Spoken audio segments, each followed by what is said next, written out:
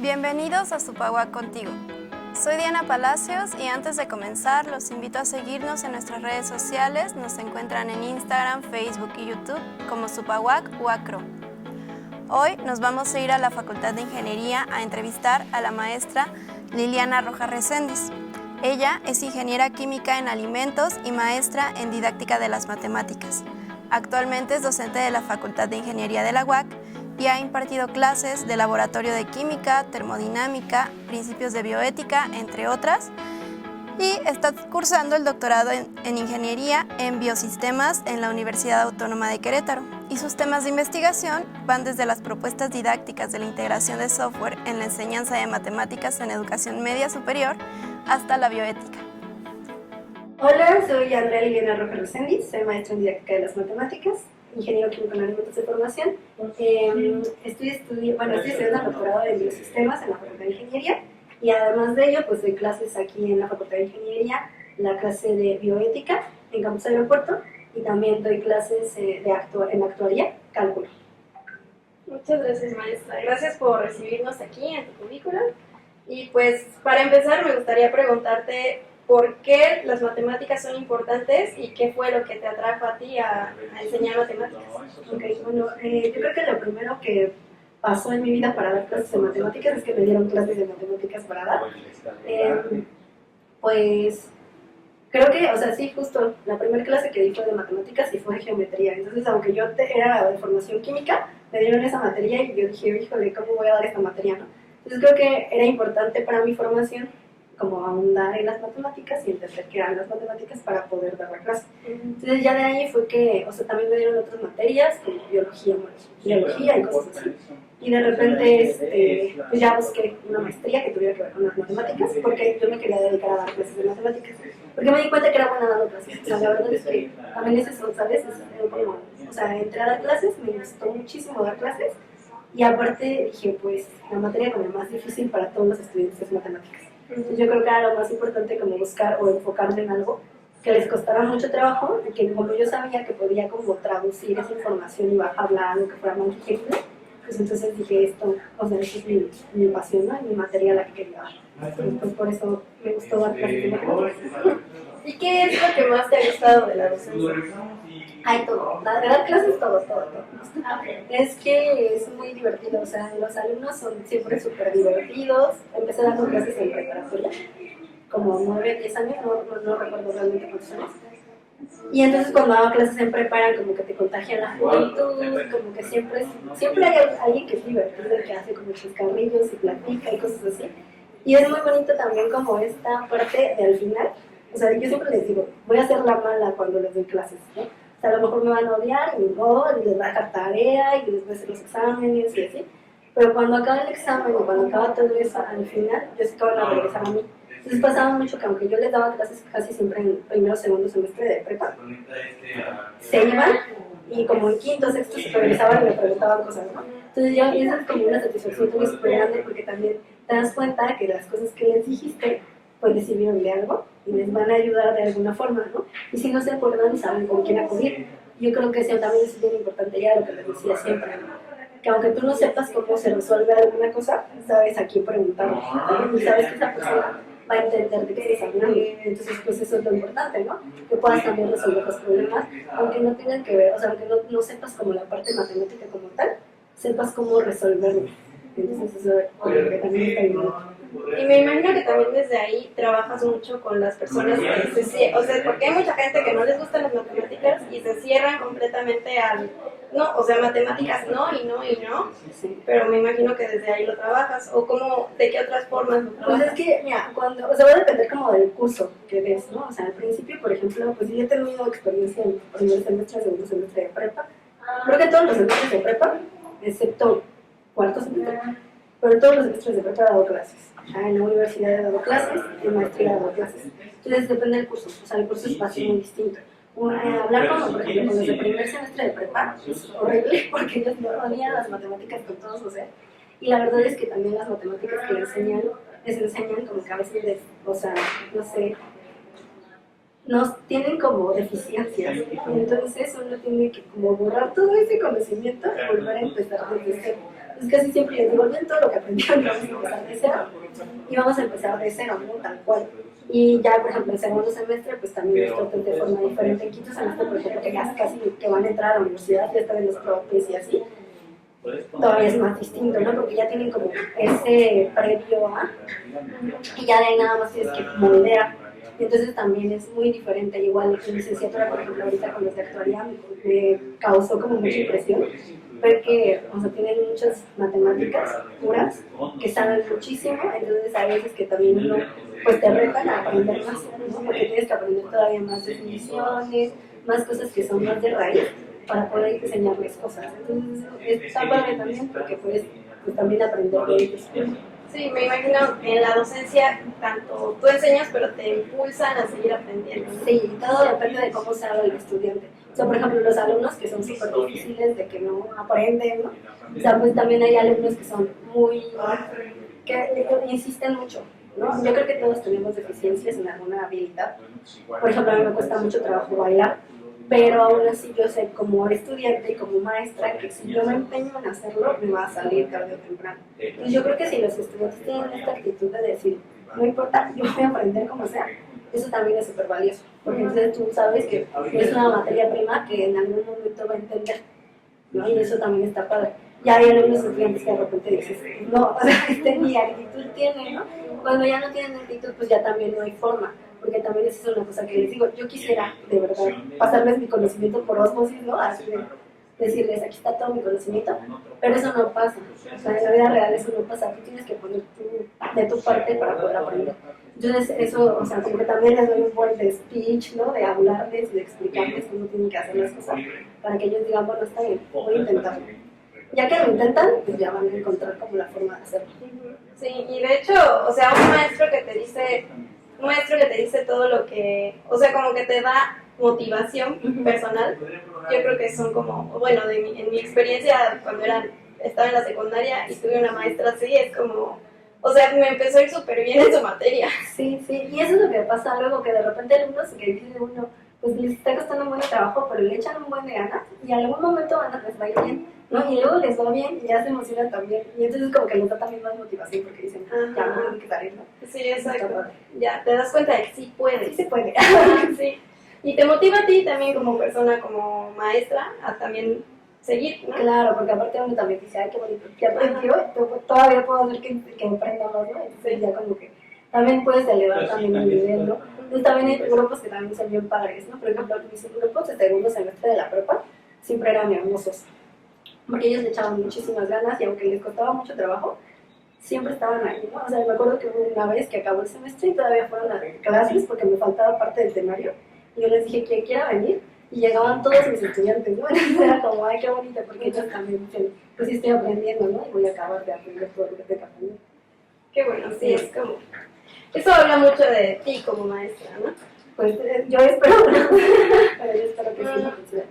Y hablando un poquito como de tu materia de la bioética, ¿puedes contarnos qué es y por qué es importante? Sí, bioética es otra materia que ni al caso con las matemáticas, pero yo empecé a darla porque la doctora Hilda Romero, que se llama la conocer, me dio clases de bioética. Y me dio clases de bioética y a mí me quedó como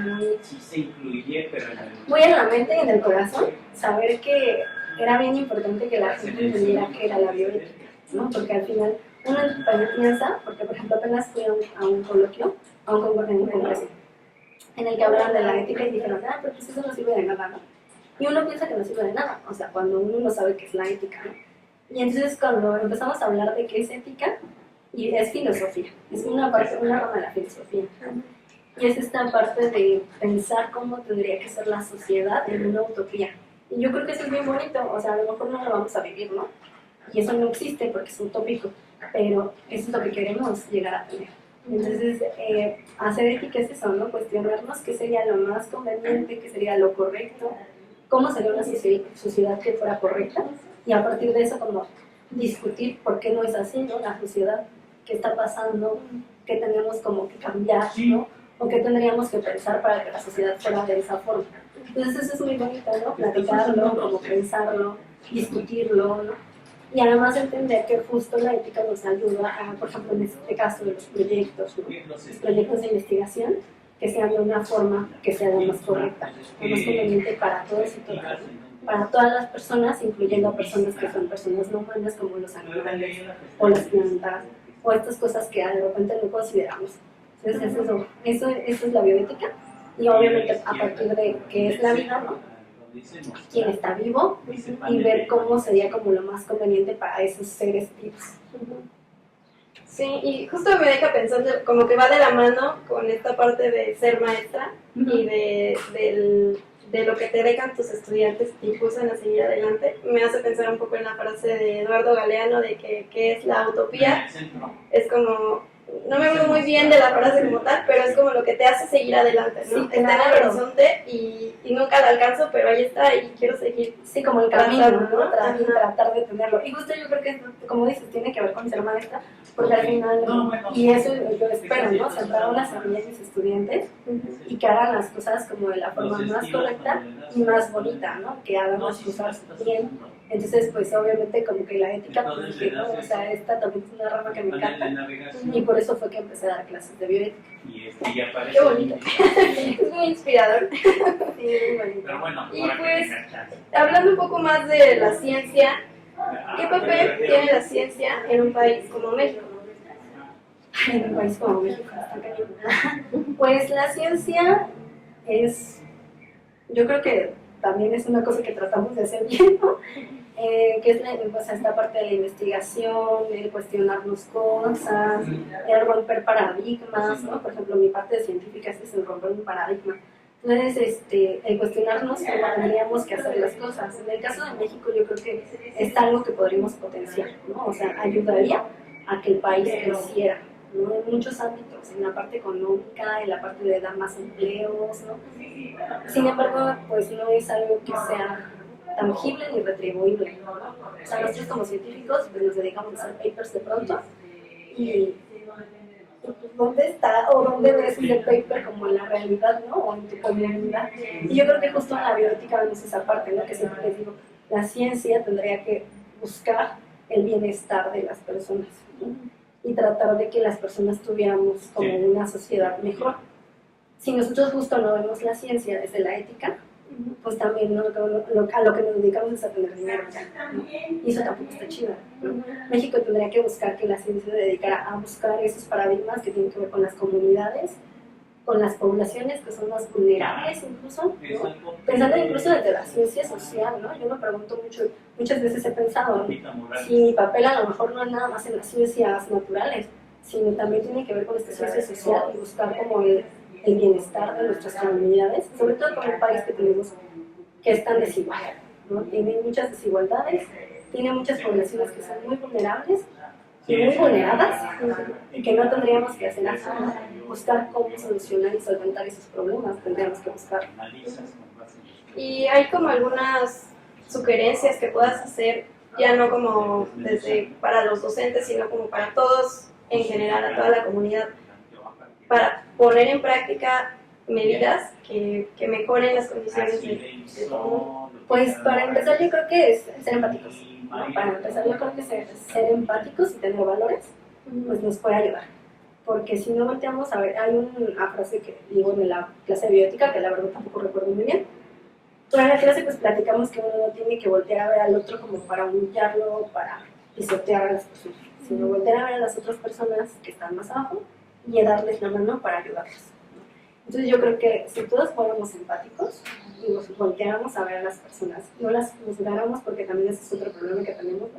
Nos encanta juzgar a las personas, no tendríamos que verlas desde pues su posición, entender por qué toman ciertas decisiones y a partir de eso pues decir, oh, yo puedo ayudar de esta forma, ¿no?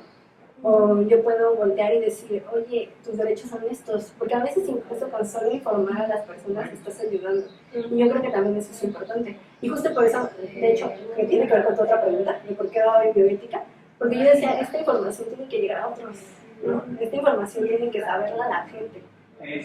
A lo mejor en mi caso, pues mis trincheras son mis estudiantes, que es a lo mejor muy poquito, pero pues ellos van a hacer esa réplica, ¿no? Y van a hablar con otras personas y van a ayudar a esas otras personas. Entonces yo creo que con dar información a veces, pues a veces con eso es suficiente, o con no juzgar, con no discriminar, ¿no? Con no hacer como ciertas acciones que estamos muy acostumbrados a hacer, pero que no deberíamos. Que no a lo mejor con eso. Sí, igual más que señalar como, o sea, más que señalar como, ah, mira lo que está haciendo esa persona, es como, pues, o sea, a lo mejor sí te ayudo no sé, en lugar de que lo pongas ahí, te sugiero que lo pongas en otro lado, o demás, no pensar, por ejemplo, en la basura. O incluso como también, pues, todos van a llegar a ciertas decisiones, ¿no? Yo también les digo, pues yo estoy hablando con estudiantes en este momento, personas que van a ser estudiantes toda su vida, ¿no? En algún momento de sus vidas van a estar en otra posición y ahí pueden hacer un cambio. Entonces yo creo que también eso está padre, porque también puede llegar, o sea, no sé, puede llegar a gente que de repente tiene un puesto político que es importante y que pueda hacer una diferencia. Entonces, creo que está padre. Sí, hay como muchos, realmente no sabes con quién estás tratando, ¿no? Hay muchas metas, trabajas con muchas metas, sí, desde la docencia. Y bueno, me gustaría que me platicaras un poco, bueno, más bien, ¿tú qué le dirías a alguien que quiere estudiar una maestría o una ingeniería o una fuerte pregunta? Lo primero que le diría, y casi siempre le pongo a los estudiantes, ¿no? Es que ¿para qué la quieren? O sea, que lo primero que se tienen que preguntar es ¿para qué la quieren? ¿No? O sea, la verdad es que, por ejemplo, yo no me arrepiento de toda mi trayectoria y cómo hice mi trayectoria, porque primero pensé para qué quería las cosas. Entonces, antes de cualquier otra cosa, como probar también otras opciones, probar opciones, y a partir de eso decir, ah, pues a mí me gusta dedicarme a esto. Entonces, ¿qué puedo hacer para ser una mejor persona en esa posición? Que en mi caso, por ejemplo, que fue la maestría en didáctica, pues fue buscar como una opción de dar la clase lo mejor posible, ¿no? Entonces yo creo que buscar algo que tuviera que ver con hacer lo mejor posible de lo que tú quieres dedicarte. Si te quieres dedicar a la ciencia, pues a lo mejor buscar una maestría o un posgrado que tuviera que ver con ciencia, en específico como en el área que tú te quieres dedicar, o incluso no, o sea, no es necesario, ¿no? Yo a veces pienso que pues, uno puede cambiar de camino todas las veces que quiera, siempre y cuando pues tengas una razón, una justificación, ¿no? Y que tengas una base de por qué estás haciendo eso. Pero yo creo que el por qué o para qué lo quieres es como lo principal. Y esto lo trabajabas con bueno, cuando estabas en la prepa, lo trabajabas con los alumnos de últimos semestres, que también ya están como, ¿qué voy a estudiar? Ay, los estudiantes de último semestre, no. Ahí fíjate que, bueno, es que ahí como que en la prepa tienen una materia que se llama educación vocacional. Yo lo que intentaba hacer, porque alguna vez en mi vida fui jefa de área de matemáticas, fue llevarles a hacer una feria de ciencias, de tal forma que les llevara a todos mis amigos de posgrado, ¿no? A todos de química, de ciencias naturales, un montón de gente, los llevé a que explicaran de qué se trataban sus cosas. Y entonces mis estudiantes ahí vieron como de qué se dedicaban, vieron otras carreras que no eran o sea, que no eran tan fáciles como, no sé, de que pues, toda la vida, ¿no? Conta, derecho, ingeniería, pero ingeniería civil, automatización, no piensas como en alguna otra ingeniería, ¿no? Biomédica, ¿no? Entonces, como que a ellos les abrió el panorama de entender que había otras cosas, y a ellos dijeron, ah, pues esto como que me late. Por ejemplo, tengo una alumna que se fue a física, ¿no? Que es muy buena en física.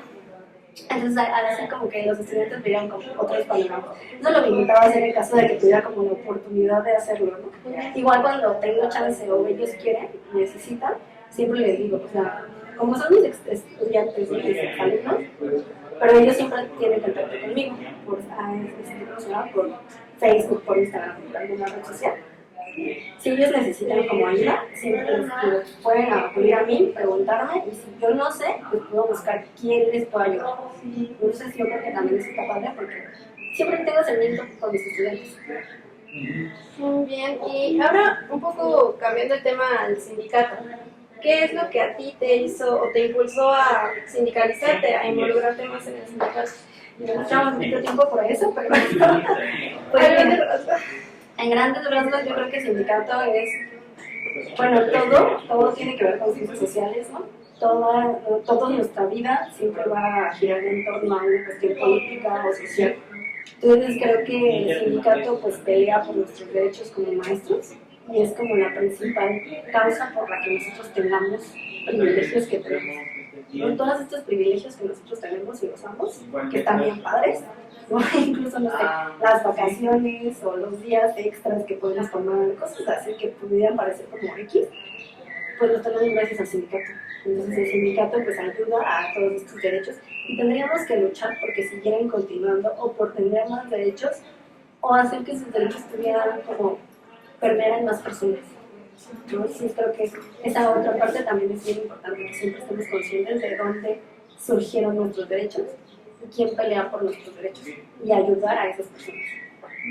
¿Y tú has impulsado o has invitado a tus compañeros docentes a sindicalizar?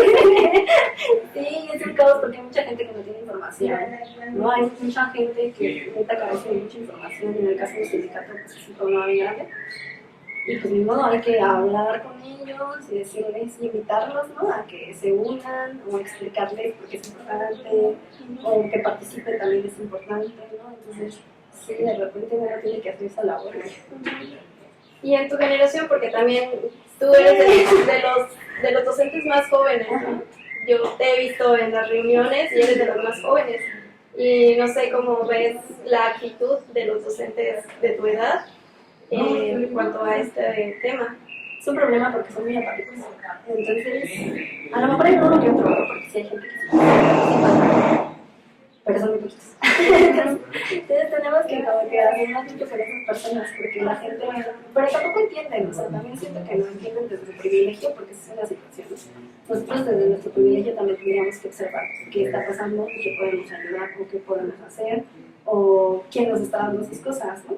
Entonces, pues luego la gente entra en el privilegio y como que ya se olvida de lo de afuera. Entonces también creo que eso es importante, como hacer una concientización que justo tiene que ver con la ética, de entender que también tenemos que hacer, dar una, ¿cómo podemos decirlo? A regresar un poco de lo que nos están dando, porque al final ellos nos están dando mucho, nosotros también tendríamos que regresar, ¿no? Y ayudar a que nos dieran más o ayudar a que alguien nos dieran. Sí, porque al final también son, o sea, si el sindicato desaparece, cae realmente en una precariedad horrible, ¿no? Sí.